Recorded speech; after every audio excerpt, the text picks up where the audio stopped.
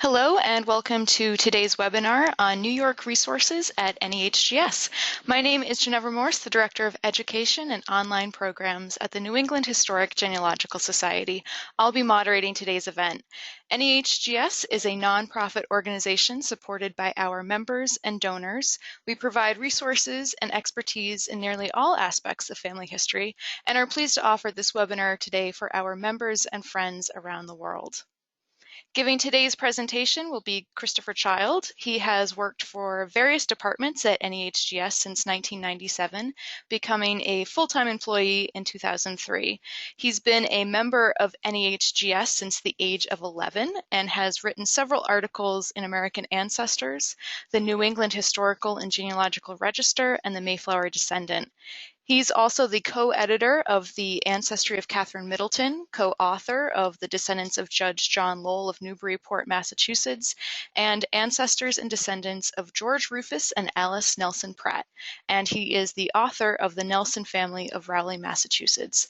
His areas of expertise include Southern New England, especially Connecticut, New York, ancestry of notable figures, especially presidents, genetics and genealogy, African American and Native American genealogy, 19th and 20th century research, westward migrations out of New England, and applying to hereditary societies. Chris has lectured on these topics and edits the genetics and genealogy column for American Ancestors magazine. In today's presentation, Chris will discuss genealogical resources available for all of New York State. He'll start by discussing some of the challenges you're likely to face. He'll provide an overview of the types of resources available at NEHGS Online and other repositories, including state and federal censuses, vital records, cemetery records, newspapers, probate records, and more. Finally, he'll provide a case study from his own family history research. At any point during the presentation, feel free to type your question in the panel to the right of your screen. We'll address as many as we can in the time remaining. Now, there isn't a handout, but you can find links and more information about the resources from today's presentation on a free subject guide at americanancestors.org/education/learning-resources/read. There you'll see a list of all our subject guides. Just scroll down and click New York Research. And I've also dropped a direct link into the chat panel, so you can click on that and access the subject guide. All right, so without further ado, I will turn things over to Chris.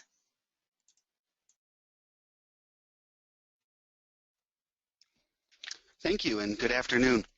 This talk will go through various research strategies for tracing your genealogy in New York State, highlight some of the resources available on americanancestors.org and other websites, as well as highlight a case study involving New York research.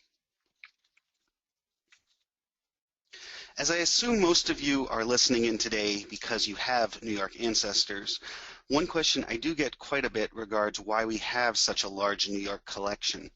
While our historical focus has been on New England, most of our members do not live here and often have ancestors from New England that left, and often that is through New York. Not only do many migrations from New England lead to New York, but also many migrations out of New York lead to all points west. My own great-grandmother was born in Western New York in 1883 and moved to Kansas as a young girl, and nearly all of her ancestry ultimately goes back to New England. New York often does not follow in the same manner of record keeping as New England, leading to many of our ancestors or other descendants of our ancestors being lost in New York, so an understanding of their unique records is essential. New York genealogy has its own unique set of challenges, especially for New York genealogy with a New England connection. Early Dutch-descended families in much of New York in the 18th century are usually going to be easier to research than settlers from New England for the same area. Some of the main issues with New York have to do with the fact that this is often an area families are passing through. They are coming from somewhere else and moving on to other points. Sometimes this is over a few generations, and sometimes even within a single generation. Adding to the challenge is the fact that mandated vital records did not truly begin in earnest until 1880. and a fire of the State Library in Albany also burned significant amounts of New York material that was recorded. For these and other reasons, genealogical research in New York often has to be undertaken in a multifaceted approach with considerable patience. I'll go over general finding aids for New York, then specific types of records such as census, vital, land, and probate, followed by major compiled genealogical compendia and journals, and databases available at the NEHGS library, AmericanAncestors.org, and other websites. Using the Browse feature on AmericanAncestors.org, you can search for New York-specific databases, several of which I will be going over in this presentation. One thing I should also point out is there is often a big difference between research in New York City versus the rest of New York State. Even today, New York City has its own health department that records its vital records separately from the rest of New York. And most of the boroughs of New York City kept vital records for some time prior to 1880.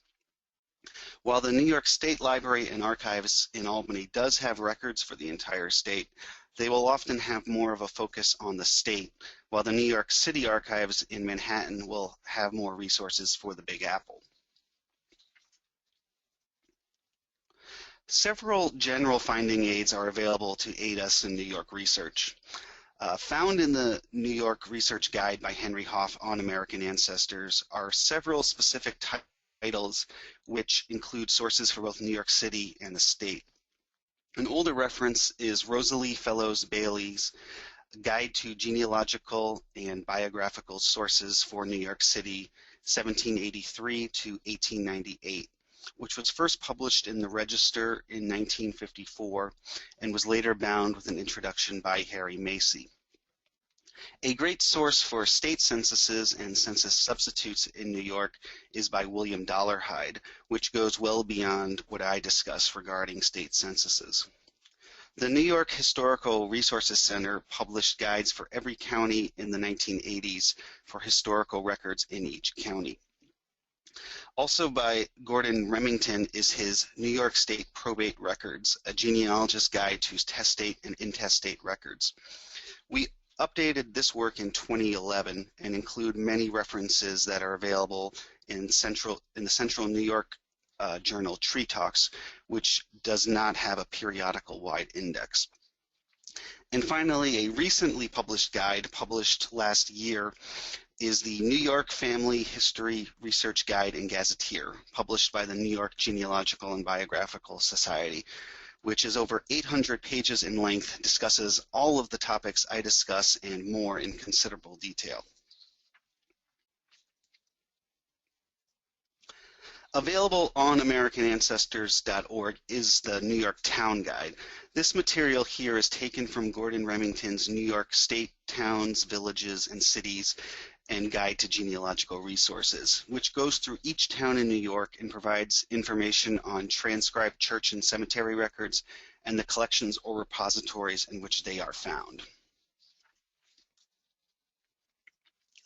Interspersed throughout this presentation will be several articles by Marion Henry in her book, New York Essays. These essays are also available on American Ancestors and provide additional detail about many of the subjects that I go over. So starting with census.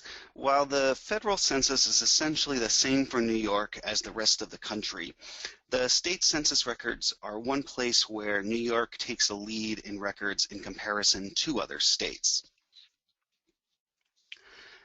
The federal census survives and is available for New York from 1790 to 1940, with the normal exception being 1890. An early state census was also done in 1790 for New York as well, although only Albany County survives. State censuses began in New York in the 5-year between the federal censuses starting in 1825. 1825 through 1845 are statistical with only the head of household listed by name. similar to the federal censuses during that time. The censuses get more detailed starting in 1855 and continue until 1925. Because of the fire of the State Library in Albany in 1911, the state copy of the state census is gone. So the surviving census return is the copy retained by the county clerk. And not every census survives for each county. The 1915 and 1925 census survive for the entire state. In more recent years, the surviving state censuses from 1855 to 1925 have been made completely searchable and digitally available on FamilySearch.org, which is a free website that you can use. In our Portable Genealogist series, I prepared a guide that goes through what information is kept on each year of the state census and which years survive for each county. While every name does begin in 1855, New York also started to record the relationships to the head of household as well, something the federal census returns do not start until 1880. They also list the county of birth for each individual if they are born within New York State, and they list how long each person has resided at their current home, which is information that is especially helpful when following migrations for families that may have traveled to New York, to different counties within New York State.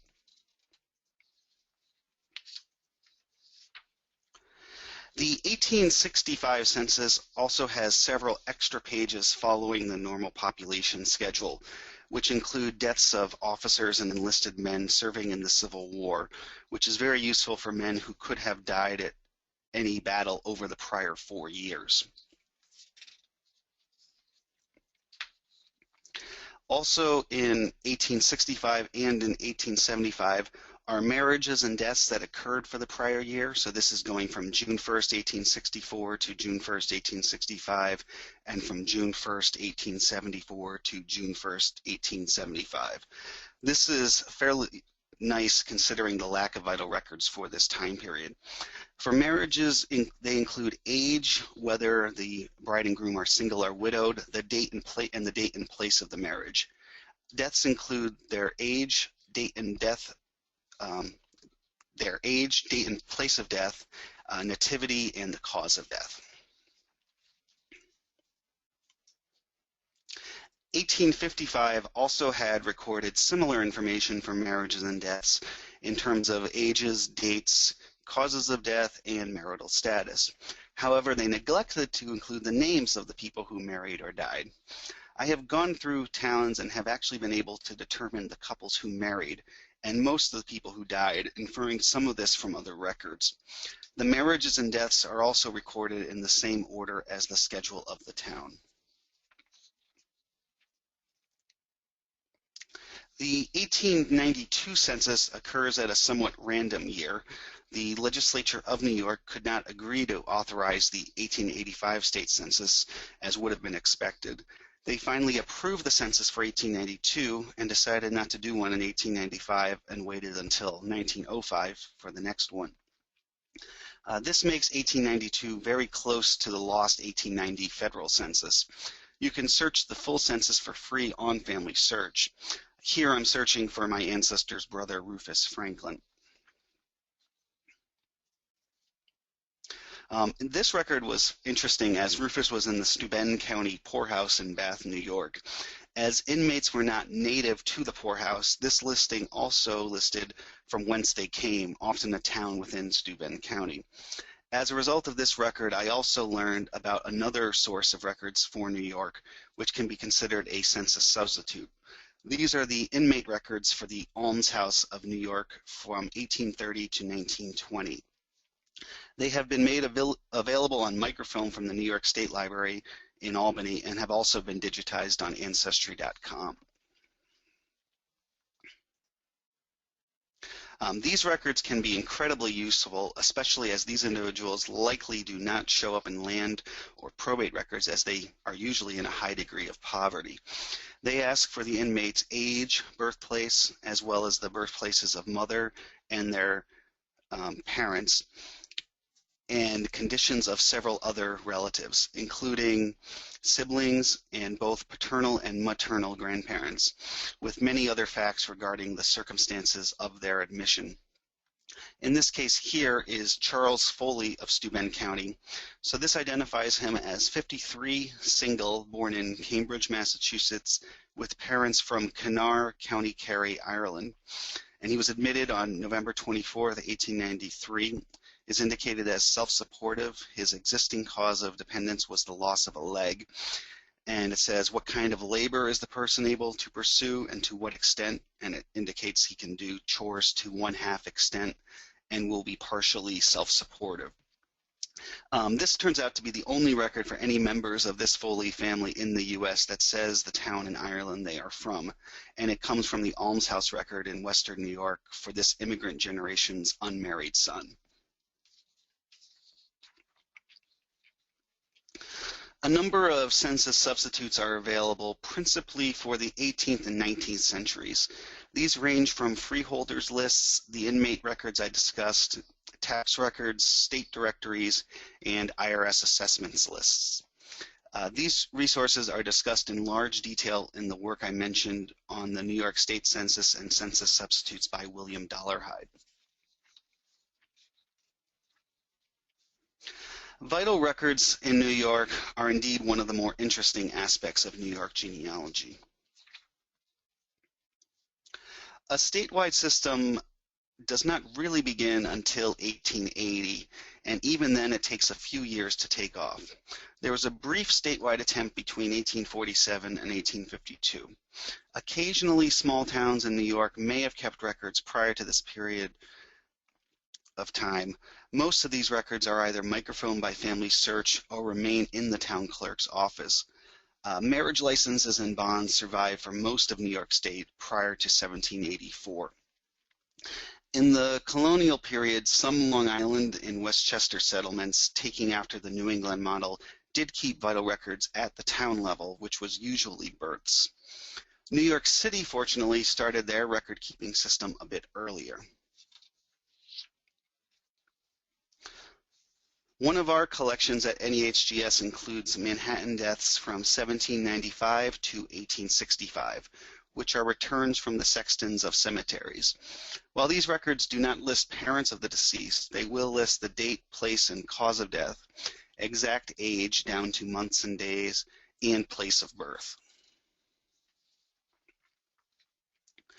Brooklyn and Manhattan began to vital record keeping in the 1860s. A very useful website, italiangen.org, which is free, has indexed these records up to the point of when records are publicly available. For New York City, this is births until 1909, deaths until 1948, and marriages until 1937. Searching marriages also allows you to click on the other bride or groom's information, which can confirm that you have the correct record. From the certificate number that you can get off of this website, you can then either order the record from the New York City archives or view this on microfilm from the Family History Library. Going back to New York essays, a key person in New York genealogy in the early 20th century, and focus of this essay above, is Gertrude Audrey Barber, who transcribed numerous New York records of the 19th century that are useful for genealogists. These include records that contain family relationships from court records and will abstracts, gravestone inscriptions, and newspaper and death notices. Most of her published works are available at NEHGS, the New York State Library, and the Family History Library.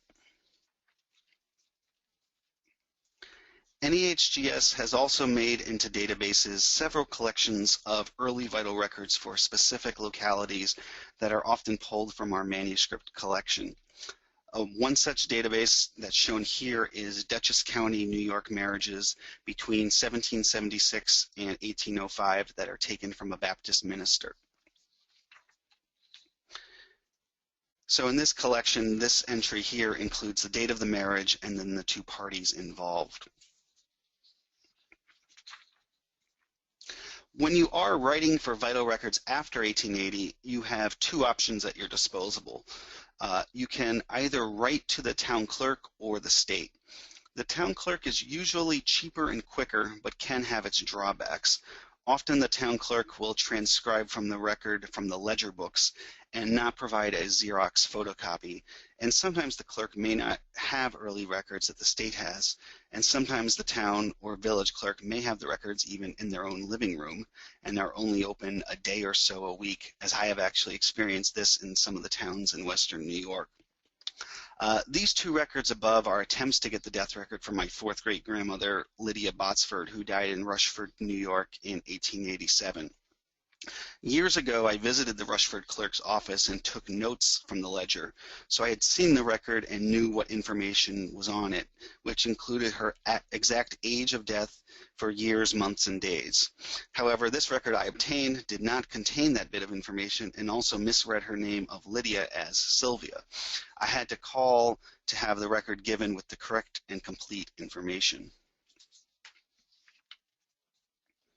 For any record after 1880, vital records indexes are available for births over 75 years, marriages over 70 years, and deaths over 50 years. This is, again, this is a vital record index for the state of New York, excluding New York City, which I covered regarding the indexes that are available on Italian Gen. So these are indexes for the state of New York, excluding New York City. Some years of these indexes have been made available, but most remain on the microfiche at select places in New York State, including the 4 places above. The Onondaga County Public Library will look up records in this index for no charge, usually within, say, a year or 2 of when you expect the record to have occurred. The index will provide the name, date of the event, and place, and then the certificate number. With this information, you can obtain a copy from Albany. Keep in mind this can take quite a long time, sometimes up to 6 months. If you happen to live or be in the Albany area, you can also drop off your form at the New York State Archives and you will get a faster turnaround time. There is no same-day service for genealogical copies of state vital records. While I have not come across an example where the state copy contained less or more information than the town copy, you are guaranteed the full Xerox from the state, while this is not always the case, as I showed when you get a copy from the town. Church records act as a very important substitute to vital records for 17th to 19th century New York research. Our town guide shows what church records exist for each town that are transcribed or published. Dutch Reformed church records are especially useful for the early period, with databases of these records being available on Ancestry.com. One collection at NEHGS that is explained in New York Essays and on AmericanAncestors.org is the Vosburgh collection of congregational church records. This is 100 volumes of records transcribed on microfilm. Vosburgh's emphasis wasn't so much on early records, but on early congregations, and contains records throughout the state of New York. This example shows births of families that is typical to how New England records are recorded, with the births of both parents followed by the births of all of their children and recorded together. Another collection of church records on AmericanAncestors.org going into more recent time is the American Canadian Genealogical Society Index of Baptisms, Marriages, and Burials, which go from 1840 to 2000. These are indexes to Catholic records in the Northeast, with 21 being in New York.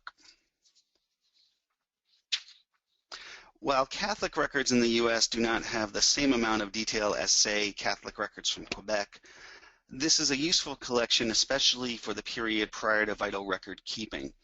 This index, per agreement with ACGS, provides the names of the parties, the type of event, the date, and the church, and sequence to its repertoire number, which can then be purchased through the ACGS online catalog, which that information then can have more material.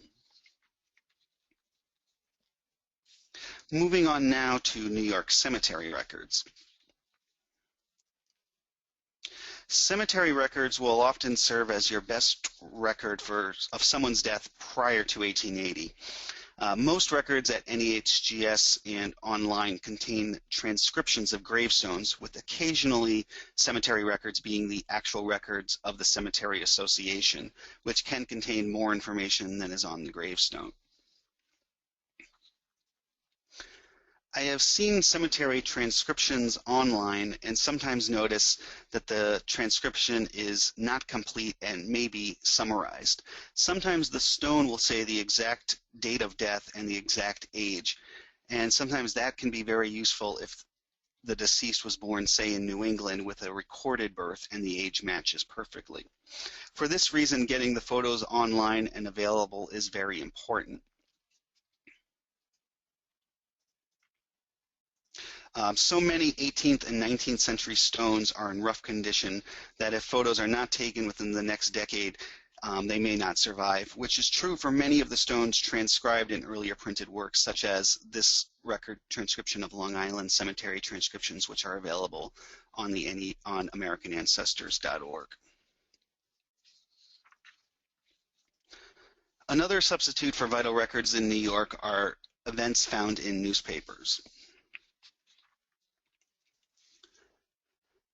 Marriages and death notices tended to be the records published in newspapers, with these largely useful for the 19th century. Many of these abstracts have been published and digitized. Some are available on the free websites nyshistoricnewspapers.org and Fulton History, that's Fulton history.com. One manuscript collection on AmericanAncestors.org is Death and Marriage Notices from the New York Evening Post from 1801 to 1890, which largely covers the New York City area. While these records are usually quite brief, indicating the date of death and the church where the funeral would be held, sometimes this can lead to more useful information. For example, here is the death of William Clark on November 21st, 1878, with his funeral at St. Paul's Church. So from that data, I searched Ancestry's historical newspapers from 1851 to 2001 and found this more complete obituary, which was published in the New York Times. Given the commonness of his name and his previously unknown date of death, I likely would not have found this obituary had it not been for the easier-to-use New York Post Index. Moving on to probates now, the probate system in New York State is fairly complex. Probate records in New York are explained in detail in the work I had mentioned by Gordon Remington. The Surrogates Court in New York was created in 1787, and an improved series of laws in 1829 made probate record keeping more uniform. While the next items I discuss pertain to records on family search and American ancestors, one local record which is by and large not available online that began to be kept after 1829 is the requirement of probate petitions to name all heirs at law of the deceased, regardless of the provisions of the will, if there was one. This record is usually still kept at the local probate courthouse. A fair amount of probate research for New York can now be done online. For will indexes, the website sampubco.com is great for New York State. This website provides links to indexes for most counties that have will indexes, and it will provide the name of the deceased and the town of residence, and then the volume and the page number of the will. So most probate collections have now been made digitally available on Family Search. Note that this collection is not searchable, only browsable. Often indexes exist for each county, but need to be clicked on page by page. So the wills for Sam Pubco going there first can save you quite a bit of time. Other collections that are searchable include our database of New York probate abstracts from 1787 to 1835. And this is especially an important time period because this is often the period where a lot of people are leaving New England, going through New York State, and then leaving New York State. This includes many counties of New York and is an abstract to all people mentioned in the probate, not just the author of the will or administration. So in this case, I'm searching for Daniel Thurston of Chautauqua County, New York, and I find several references to him. This is not just his probate, but also probates he's mentioned in, whether he's a witness or a named heir. For the research I was doing in trying to establish Daniel Thurston's daughter Hannah as the wife of Daniel Bliss, this record was very helpful as Bliss was named as Thurston's administrator. From this, I was able to get the complete probate form from Family Search. Earlier records on AmericanAncestors.org include New York will abstracts from 1626 to 1836, which contain a large amount of records for the early Dutch population. This database has summaries of the wills and all relationships stated and translations into English if the original will was written in Dutch. Land records are as useful as they are for other states, but have their own unique challenges for New York. Land records in New York can be recorded at either state, county, town, or other, which can be manor, patent, or corporate landlord. These records may, but don't always state relationships or how land could have been inherited from earlier generations. Sometimes people avoided probate by deeding their land to their heirs before their death. One digitized collection fully searchable on AmericanAncestors.org is the Index to Albany County Deeds. You can search this index by grantor or grantee, and you can see the notes regarding the land in question. Full images of these original lands and more are available on Family Search. County-wide land records have now been made digitally available for free on Family Search, much in the same way as the probate collection, where they are now browsable and not searchable, with indexes often able to be browsed through as well. Surviving tax lists for New York can be sporadic. If you do find your ancestor in tax records with real estate, this can indicate land records should also be found. Dutchess County is one of the few places that have a complete run of tax records for the 18th century. One database we have online is for Thurman in Washington County. The information contained in these records is usually the value of the person's real and personal estate. Court records presiding over civil and criminal matters in New York have been recorded since Dutch rule. Some of these have been published and are available at NEHGS. Useful sources include the Register of the Provincial Secretary, which containing records from 1638 to 1660, records of New Amsterdam from 1653 to 1674 by Berthold Furneaux, and Kenneth Scott's two works, New York City Court Records from 1664 to 1804, and records of the Chancery Court from 1691 to 1815. While most New York-specific military records were destroyed in the 1911 fire, many records had already been published. These include New York Colonial Muster Rolls 1664 to 1775, which has 100 pages just for the year 1715, which makes this an effective census of military-age men. For New York ancestors serving in the Revolutionary and later wars, federal pensions can provide a lot of additional detail not included in the normal records. NEHGS and other organizations have also compiled genealogies for specific periods of time.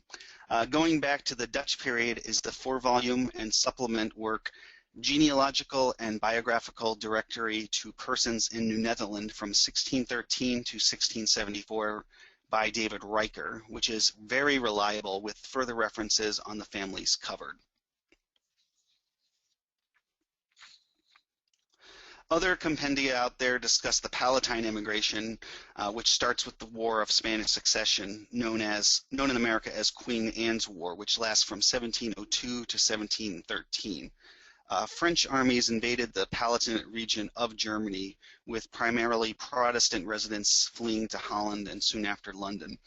The encampment of Palatines in London in a tent city becomes unsupportable, and in 1710 the British Empire devises a plan to settle Palatines in New York with the idea of 7 years of labor, ultimately for free land.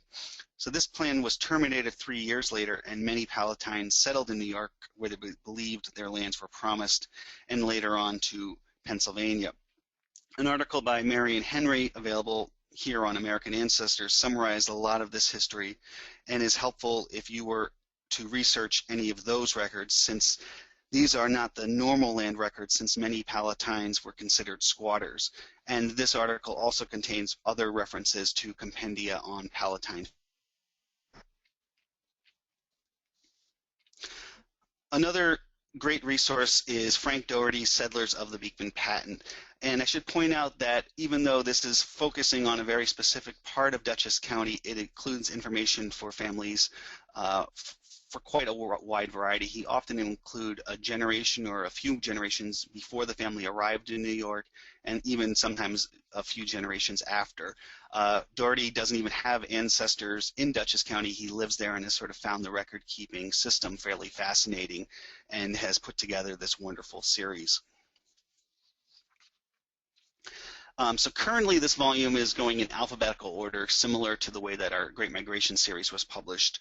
Currently we're at volume 11, and 8 of these volumes are available on americanancestors.org, and you can search those references there. I use this resource when working on the ancestry of President Calvin Coolidge.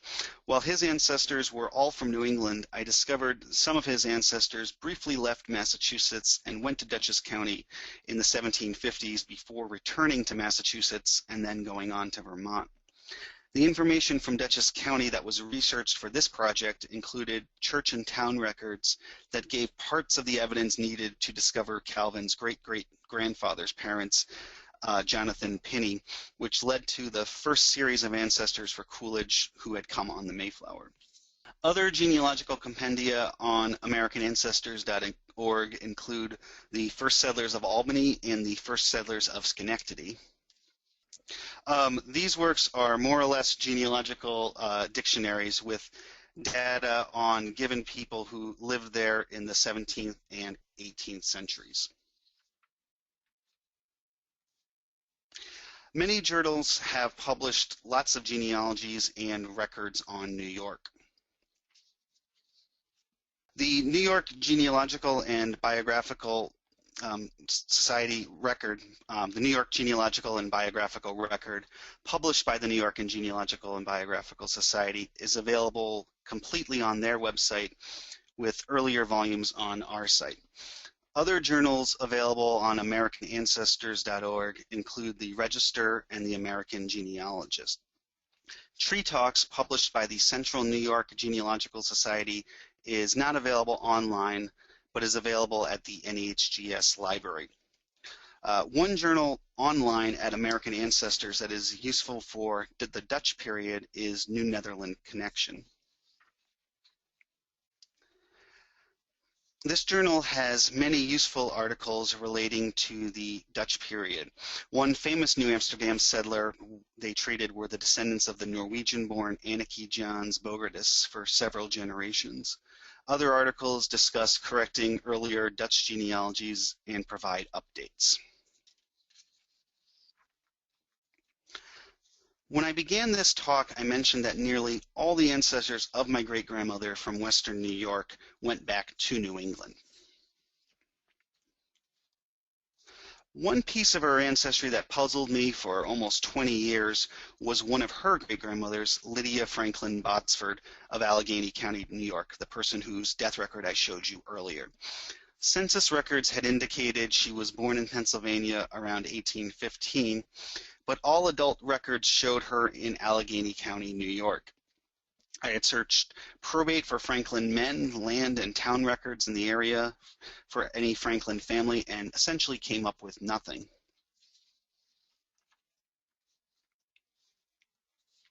The 1880 census had said Lydia Franklin's parents were born in Vermont, so I decided to do a different kind of census search. In this case, I searched for Franklins born around 1820 within 20 years, born in Pennsylvania with parents born in Vermont, in the hopes of finding possible brothers.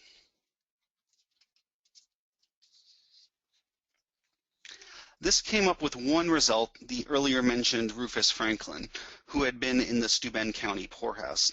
This county of Steuben was one county away from Allegheny County and had been a county that I had not looked at when searching for Franklins.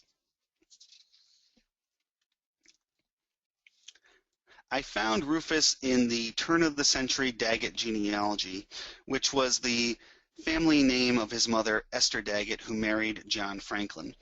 This genealogy only listed 2 children, but it was clear that these were the only children believed to still be alive in 1892. John Franklin lived in Steuben County, New York, and Tioga County, Pennsylvania, but he never owned land. All he owned was a cow, I would learn, which was why he never came up on my radar. Finding anything that listed all of his children, I figured out would be fairly tough. Amazingly, doing a random Google search, I found several tax lists online in the 1820s in Jackson Township that listed fathers who could not afford schooling for their children. This listed John Franklin and also listed his children, including my Lydia. I followed up on Lydia's other children and found in a mug book, this being a county history that was published around the turn of the century that often includes biographical information on certain residents. This included the biography of her son, J.W. Botsford. This indicated that his mother was a native of Steuben County. I researched the Daggett family of Esther behind Lydia and became fascinated with the resources of Steuben County. Rufus, who was in the poorhouse, also had a son who died in the Civil War that I learned from the 1865 state census. Rufus was separated from his wife, and both him and his wife Jane wanted the pension for their son's service. Rufus's wife Jane said her husband was a libertine who associated with lewd women and spent all of his money on intoxicating spirits. These were in the Civil War pension confirmed by several affidavits who turned out to be mostly members from other members of Rufus's own family.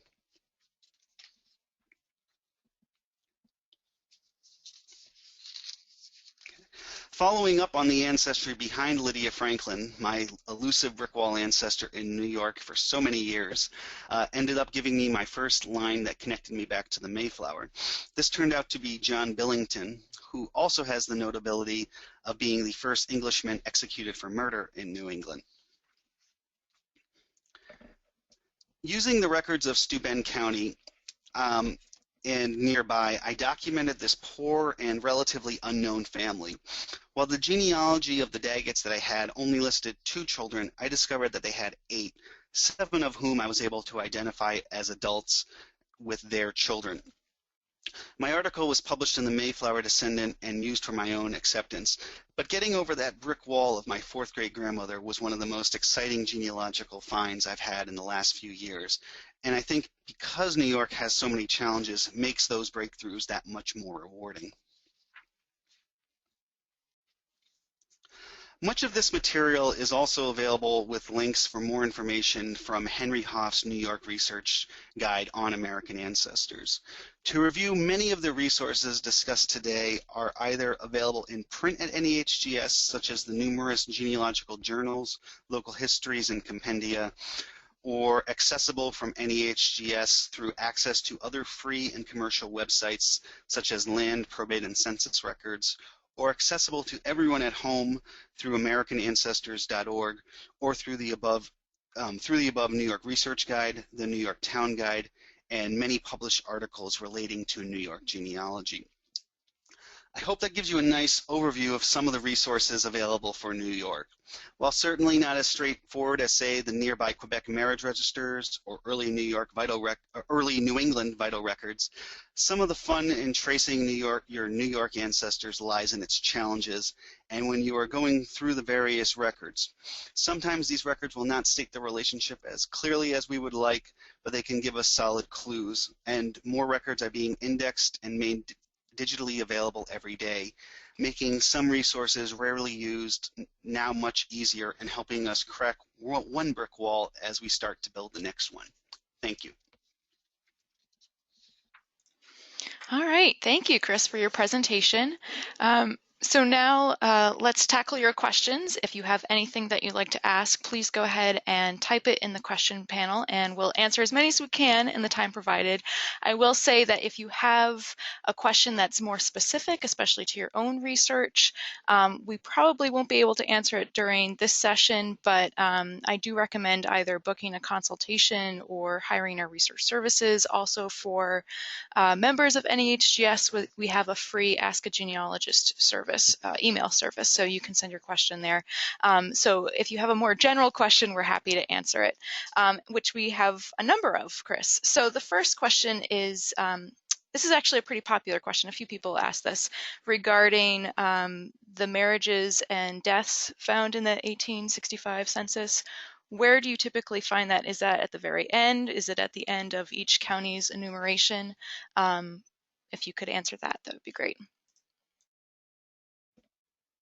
Great question. So the 1864 to 65, as well as the 74 to 75 marriages and deaths are going to be found at near the end of each town. So you would, in the normal way of how you would view the schedule, you'd see all the different residents, and then you find another number of pages following the resident schedules by name. You find certain agricultural schedules and things like that. You'll find the marriage and deaths there, and it's the same thing will be for 1875. And you also find the 1855 marriage and deaths that don't say the names in the same exact thing. So if you were to go on Family Search, where you can browse the 1865 or 75 census, you can go to a page and then just hop over to sort of the end of that town. A lot of towns are, say, only 30 pages, so it'll be around the end of each town. Great, thank you. Now, Winnie asks, how long does it typically take to receive copies from Albany? I think she said that it took several weeks, several months to receive something from them. What's kind of the wait period at this point? The average wait period is about 6 months, and I have gotten records in many varieties thereof. I have sometimes gotten records within 2 months. They often will cash your check right away, so that can indicate they did receive your request. But oftentimes I will not have gotten them for, say, even as long as 8 months. In one case, years ago, I actually didn't get it for a long time, and I called, and it turned out they had sent my records to someone else who had made requests in Connecticut. So they did clear it up and sent me the correct records. Like I say, you could also point out, you could drop off the slip at the New York State Library if you happen to know someone who's in that area, and you'll sort of be brought to the head of the line, and usually will receive your record within a month. You can also order them from the town, and you can make every plea to please give you a Xerox copy, and that is always going to be quicker, but you're not necessarily guaranteed the Xerox copy. And I think I'll make a quick plug for our research tours. We do go to Albany every other year, and we are due to revisit Albany next spring. So stay tuned for information on that tour, and Chris will most likely be one of the genealogists on that, so you can put a bug in his ear and ask him all the questions you like.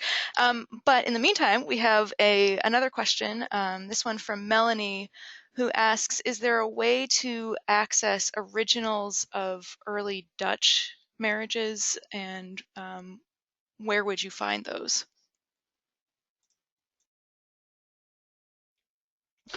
Most of the early Dutch marriages are in a few of those sort of licenses that I pointed out, the New York marriage licenses going up to 1784, also records of the Dutch Reformed Church. I'm not sure what the actual original ones are. Almost everything I'm talking about are transcriptions of the records. Usually, it's possible the originals may now be at, say, the New York State Library, which might have a certain amount of restricted access, but the transcriptions generally get through most of what you are after, and the transcriptions will not provide, they provide all the genealogical material. It's not like the originals would have had more material. And so for the Dutch, say Dutch Reformed Church records, usually that's going to be the names of the parties and then the sponsors, and the same thing goes for the baptisms, which is the sponsors, i.e. the godparents of the people. And even the baptisms one great thing about the early Dutch church records is they still say generally the maiden name of the mother when the child is getting baptized, so that's nice. Great. Now we have a few questions about the mug books that you refer to. Can you explain what is a mug book and where you would find them?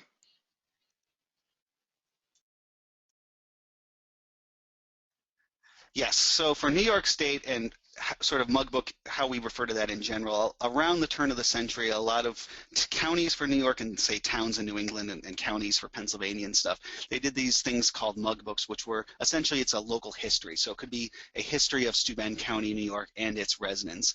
And generally how they did that was local residents, if they paid the money, could have had a little biography of themselves put into that history. And often they may have included some information about their genealogy, such as when their family came to the U.S. or maybe just their parents and grandparents. So these are often going to be found. So at the NEHGS library, they're going to be at the 6th floor in our New York section. And since New York is fairly county-centric versus town-centric, most of these are going to be by county, and usually the biographies of the citizens are going to be in the second half of the book, or they'll be in a second volume entirely.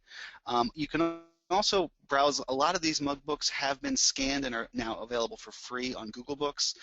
Ancestry's also made a lot of these available as well. There's also the New York State Library in Albany, and then the Family History Library also have a fairly good run of New York State histories, which include the biographies of residents at the end. Now, Heidi's asking about more current vital records. What are the restrictions for, are there restrictions for accessing death records or births or marriages in the 20th century from New York? Yes, so for deaths that are less than 50 years old, marriages that I believe are less than 70 years old, I stated the exact years earlier, and then births that I believe are less than 90 years old, those are all records that are going to be restricted.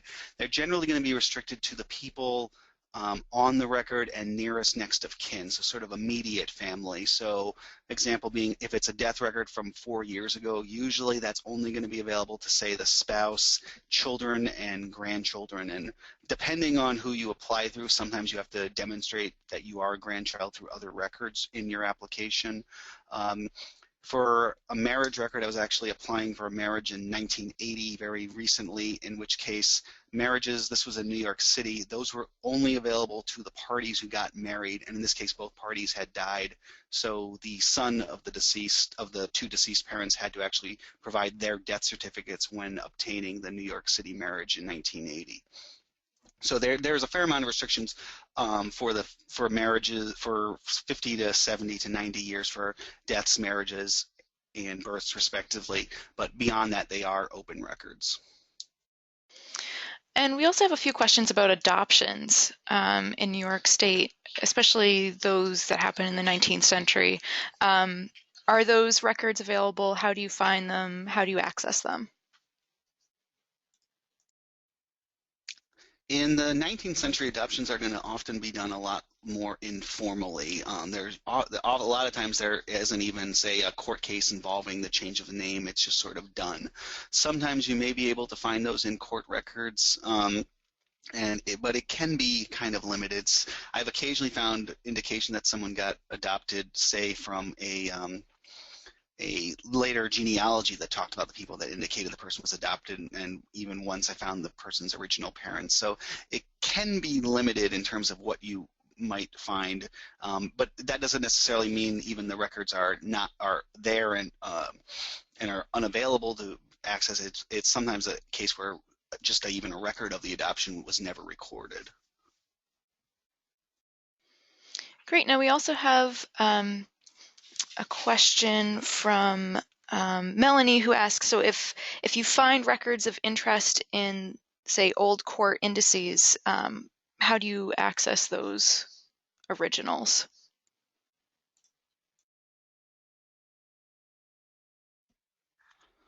Um, Honestly, I'm not exactly sure for that question. I haven't done that myself. I imagine, so the references I mentioned to the Chancery Court, they would, in the introduction to that book, would give you the references to where the original records are kept. I believe they're at the New York State Library in Albany, but I'm not 100% sure. So if you do find a reference, I usually would check the introduction to that index to see where the original record would be kept. Thanks. We also have a few questions about Quaker records in New York. Very generally, any discussion of Quaker records, where you would find them?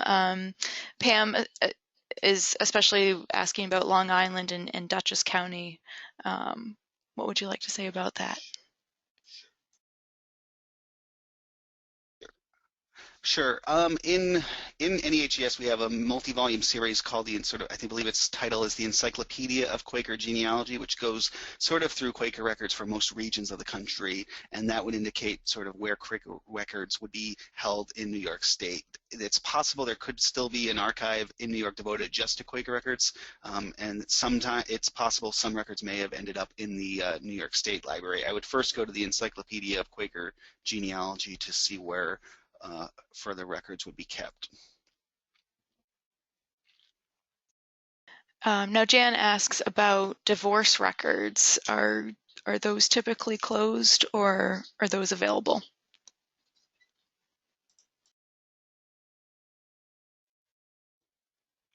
I believe divorce records for New York State require a court order to ascertain, and that sometimes I believe is still relevant, even if the people would clearly have been dead for quite a long time. So sometimes that does require the help of a lawyer to obtain the full divorce record. Usually, just sort of the general docket that they got divorced and the date and the decree, that is publicly available information. But further details beyond that, I do believe need further legal action to obtain.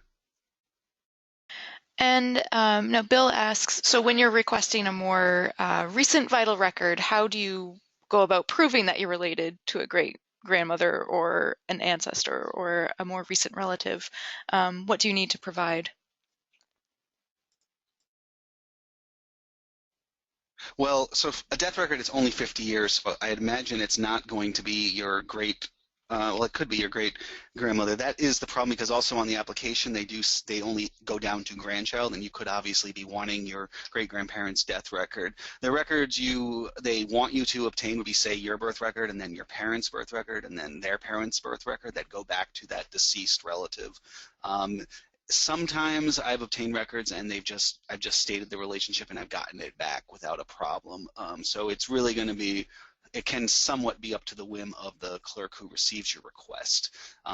Usually, the town clerk will keep every copy of a record, so often you can also go there and look at the records themselves too. So you can get sort of a mixed bag, but if it is a more distant relationship, for the last 50 years for deaths, that sometimes can be an issue. I was doing a case for someone who needed a birth record of their great-grandparent, and it was in, I think, New York City in 1913, and essentially they were not really able to obtain it. Because it was 3 generations back, they were going to have to essentially wait 4 years before it became a fully publicly available record. So,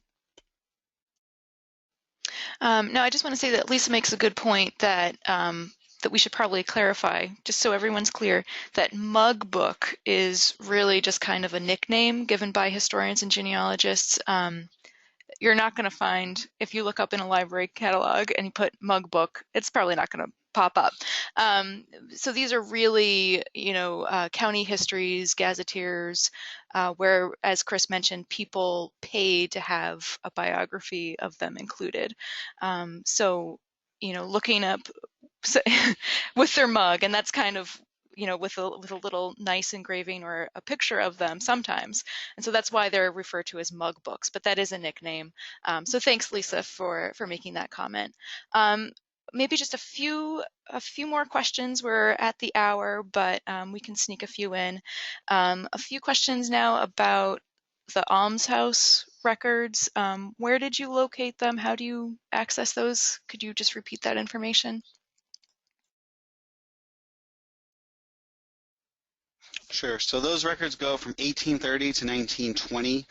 They are digitally available now on Ancestry.com. How I had gotten them when I first knew about them, I had actually borrowed films via interlibrary loan from the New York State Library in Albany. So if you did want to do that, that's something you can do if you do not have an Ancestry account. But they're county by county, and you can go on either Ancestry or the New York State Library catalog and see the total sort of inventory. And essentially, if you were to look, they've been indexed by Ancestry, so you can search for people that way. If you were looking at the microfilm, you would just sort of go frame by frame to go through them.